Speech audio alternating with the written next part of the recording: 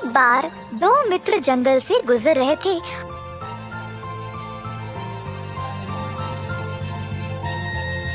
और रास्ते में उनको एक बाघ की खाल मिला। उन्होंने उसको उठाया और सोच रहे थे कि इससे पैसे कैसे कमाएं। अलग अलग योजनाएं के बारे में सोचने लगे, परंतु उनके दिमाग में कुछ नहीं आया, केवल एक ही विचार जिसमें उनको लोगों को बेवकूफ बनाना पड़े। अंत में उन्होंने एक योजना बनाई और एक दूसरे से वादा किया कि अगर कुछ भी गड़बड़ हुआ तो वे एक दूसरे की मदद करेंगे।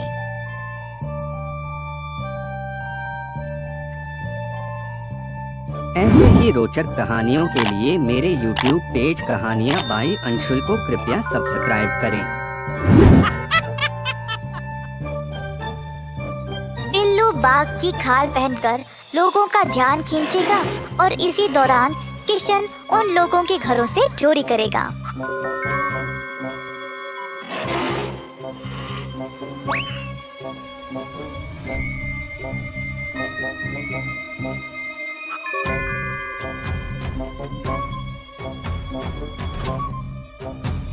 दोनों दोस्त यह काम आराम से करने लगे।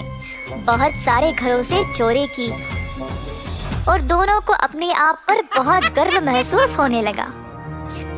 उनको लगा कि एक दिन वे बहुत अमीर बन जाएंगे। जल्द ये उनकी एक आदत बन गई। अब वे बड़े बड़े चोरी भी करने लगे। परंतु अचानक से एक दिन उनको एक मुसीबत का सामना करना पड़ा।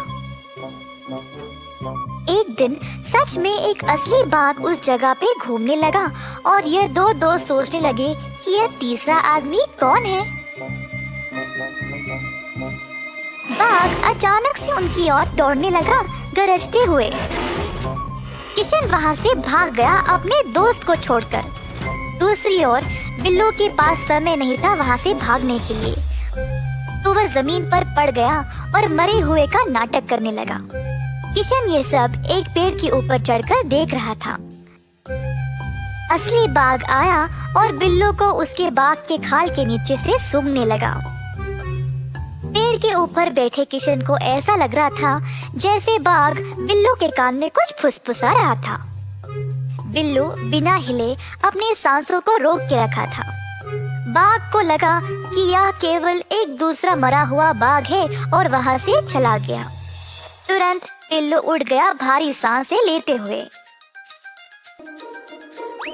किशन पेड़ के नीचे आया और पूछा, वैसे बाघ ने तुम्हारे कान में क्या बोला? किशन बार बार यही सवाल पूछने लगा। मैं तुम्हारा साथी हूँ ना, और तुम्हें मुझको सब कुछ बताना चाहिए।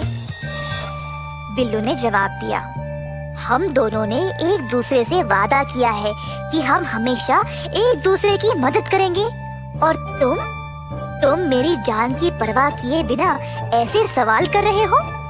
खैर, तुमको जानना है ना कि बाघ ने मुझे क्या बोला? उसने मुझे तुम जैसे कंजूस लोगों से दूर रहने को बोला, और अब मैं वही करूँगा। कृपया मुझे मत छोड़ो, मुझे माफ कर देना दोस्त, मैं ऐसा कभी भी नहीं करूँगा, पर कृपया मुझसे दोस्ती नहीं तोड़ना।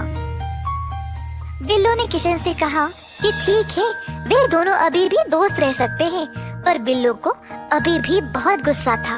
उसने किशन से बदला लेने की योजना बना रखी थी। अगले दिन दोनों ने मेयर साहब के घर को लूटने की योजना बनाई। इस बार बिल्लू ने किशन को बोला बाघ की खाल पहनने के लिए। किशन ने माना और फिर दोनों दरवाजे के पास आ पहुँचे। तुम अंदर जाओ, मैं इधर नजर रखूंगा। ठीक है, अगर कोई आएगा तो मुझे तुरंत बताना। किशन चुपचाप से अंदर गया और सारा सोना पैसा चोरी करने लगा। इसी दौरान बिल्लू ने दूर से मेयर साहब को वापस आते हुए देखा।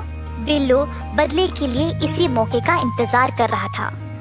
वह घर के पीछे गया और अपने जेब से एक घंटी को निकाला। घंटी को वह जोर जोर से एक लकड़ी के साथ मारने लगा, शोर मचाने।